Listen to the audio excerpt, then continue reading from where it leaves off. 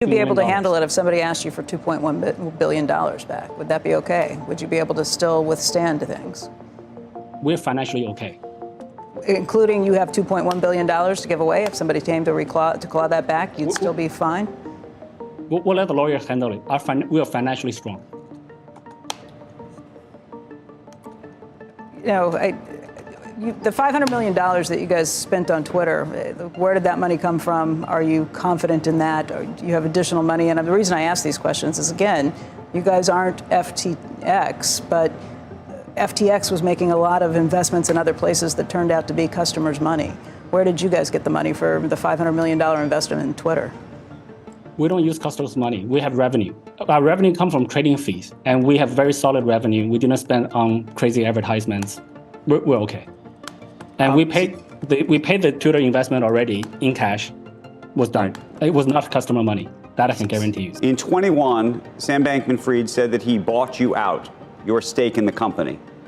I imagine he transferred funds to you, likely somewhere between $2 and $3 billion. Is that right? I remember it was $2.1 billion at the time, and a big chunk of that is in FTT tokens, which are now worthless. So he sent you FTT tokens, and you believe that the majority of the $2.1 billion was that? It's a combination of, I believe it was a combination of BUSD, BNB, and FTT. I don't know the exact combination now, but it's probably about, I don't remember exactly, but FTT is a big chunk. And that's why we still had, even after the FTT price dropped over the last year, we still had $500 million worth of it, $580 million worth of it on the day when we transferred from the address we received a year and a half ago. We never touched it. We actually kind of forgot about it. And then we transferred it on the blockchain from that address we received to Binance.com, and that got picked up by the community.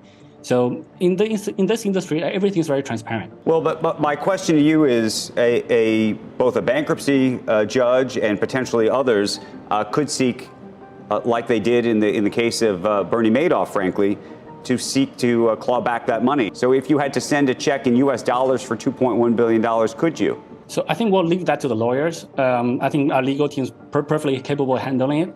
My expectation, though, just from common logic, is that there was a lot of spendings after that transaction in the more recent times. CZ, the other thing I wanted to ask you about, and this relates to FTX. Yesterday, Kevin O'Leary testified in front of the Senate, and he was asked where did the money go, meaning the FTX money.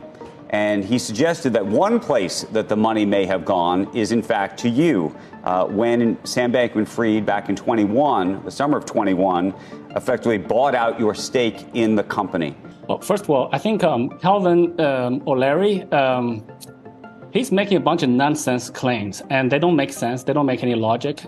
He shouldn't be making those claims as a celebrity investor. I'm actually very surprised that he's able to omit a lot of different things and make some really specific, targeted things. For example, in that interview with you guys, that in the same interview, he said the entire record from his account on FTX, the entire records are gone. He's not concerned about that. He just picks up the phone and calls SBF. He's not concerned about the fact that the platform records for users are gone. He's not concerned about other users. How many people can pick up the phone and call SBF? And he says he was talking with SBF up until the point that SBF was arrested. Yeah, that's an indicator of a very special relationship. Yeah, I see your point, and I don't think the problems that existed at FTX were simply any back and forth between your two firms. It definitely led to the disclosure that there had been money that was taken, but that disclosure raises lots of questions about firms like yours.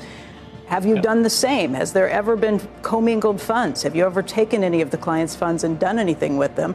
And again, why should we believe you? Because Sam Bankman-Fried told everybody, no, that hasn't happened. And he tweeted a lot of the same stuff that you've been tweeting in recent days, which I think gets back to this idea of show me the money.